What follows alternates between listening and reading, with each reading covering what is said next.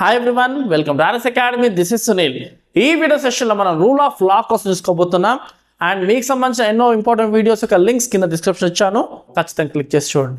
అలాగే మీకు ఇంకేం టాపిక్స్ కావాలో #RS Academy అని టైప్ చేసి టాపిక్ని మెన్షన్ చేయండి, ఖచ్చితంగా మేము అది అందిస్తాం. అండ్ మన ఇన్స్టా ఐడి ఇవ్వడం జరిగింది, ఎందుకంటే మన వీడియోస్ అక్కడ కూడా పోస్ట్ చేస్తున్నాం కాబట్టి ఏదో ఒక రూపంలో మీ దాకా వస్తాయి. ఓకే, రూల్ ఆఫ్ లా. ఈ రూల్ ఆఫ్ లా అనేది మనకి ఇంగ్లాండ్లో మొదలైంది. ఏవి డైసీ తన బుక్లో లా ఆఫ్ కాన్స్టిట్యూషన్ రాసిన 1885లో ఆయన రాసిన బుక్లో రూల్ ఆఫ్ లా కోసం క్లియర్గా ఎక్స్ప్లెయిన్ చేయడం జరిగింది. సో రూల్ ఆఫ్ లా అంటే సింపుల్గా లా ముందు అందరు సమానమే, లాకి ఎవరు ఎక్కువ కాదు, ఎవరు తక్కువ కాదు.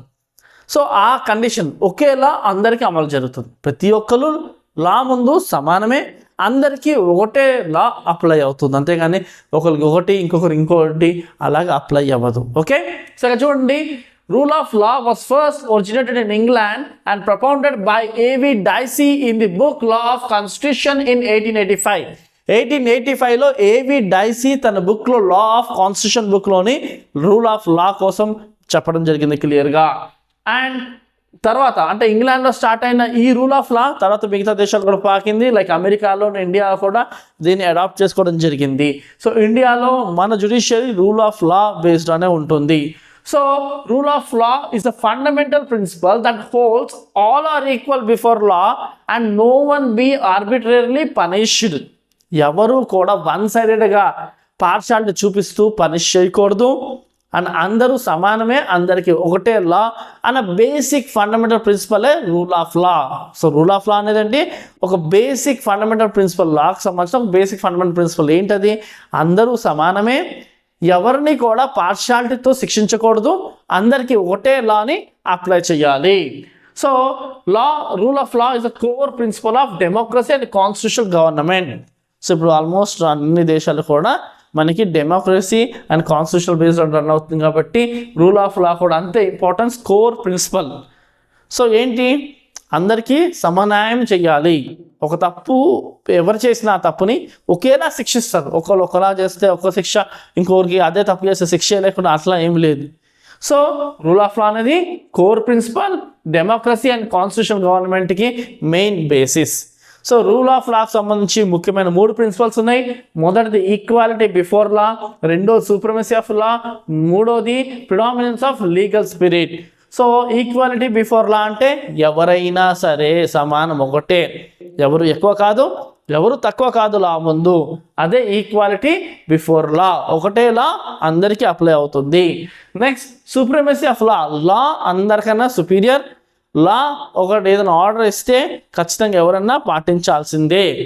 సో ఈవెన్ పొలిటికల్ లీడర్స్ ఉండొచ్చు, ఎవరైనా ఉండొచ్చు, లా ఒక డెసిషన్ ఇచ్చింది అంటే ఖచ్చితంగా అది అమలు చేయాల్సిందే. ఎగ్జిక్యూటివ్ అని ఉండొచ్చు, ఎవరైనా ఉండొచ్చు, ఖచ్చితంగా అమలు చేయాలి. సుప్రీమసీ ఎవరి దగ్గర ఉంది? లా దగ్గరే. లా ఒక డెసిషన్ పాస్ చేసిందంటే అది ఖచ్చితంగా పాటించాల్సిందే. Okay, next predominance of legal spirit. So law and judge మీద కానీ కోర్ట్స్ మీద కానీ ఎక్కడ ఎక్స్టర్నల్ ఫోర్స్ ఉండకూడదు, వాళ్ళు పార్షియల్గా డెసిషన్ ఇవ్వకూడదు, వాళ్ళు ఇంపార్షియల్గా ఉండాలి.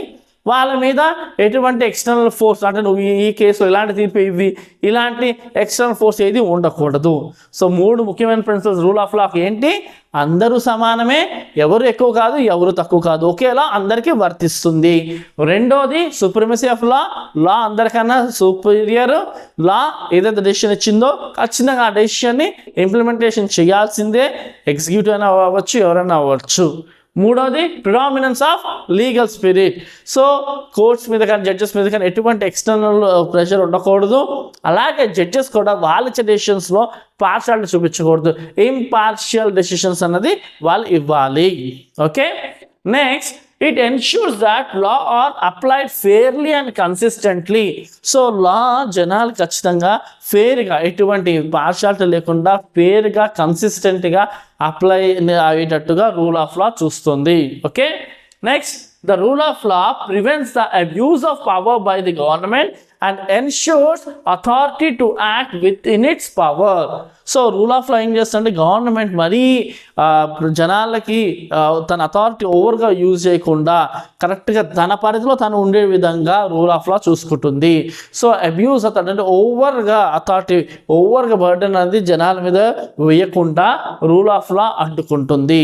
అంతేకాకుండా rule of law civil, political and fundamental rights ఏ విధంగా సిటిజన్కి రావాలో ఆ రైట్స్ని కాపాడుతుంది. Civil rights, political rights and fundamental రైట్స్ని కాపాడుతుంది. ఓకే, క్లియర్ కదా? సో సింపుల్గా రూల్ ఆఫ్ లా అంటే ఏంటి? ప్రతి ఒక్కరు సమానమే, ప్రతి ఒక్కరికి ఒకటే లా ఉంటుంది. లా అందరికైనా సుపీరియర్, లా డిక్లేర్ చేసింది అందరూ పాటించాల్సిందే. అండ్ మూడోది, జడ్జెస్ మీద, కోర్ట్స్ మీద ఎటువంటి ఎక్స్టర్నల్ ప్రెషర్ ఉండకూడదు. అండ్ జడ్జెస్ ఇంపార్షియల్ డెసిషన్స్ని ఇవ్వాలి. సో ఇది ఇంగ్లాండ్లో స్టార్ట్ అయింది. ఏవి డైసీ తన బుక్లోనే, బుక్ ఆఫ్ కాన్స్టిట్యూషన్ 1885లోనే దీని గురించి చెప్పడం జరిగింది. అండ్ ఆ తర్వాత మిగతా దేశాలు కూడా ఈ రూల్ ఆఫ్ లా ప్రిన్సిపల్ని అడాప్ట్ చేసుకోవడం జరిగింది. ఇండియాలో కూడా ఈ రూల్ ఆఫ్ లా అన్నది ఉంది. ఇది మనకేంటంటే ఫేర్గా ఉండే విధంగా ఫేర్ లా అందిస్తుంది, కన్సిస్టెంట్ లా అందిస్తుంది.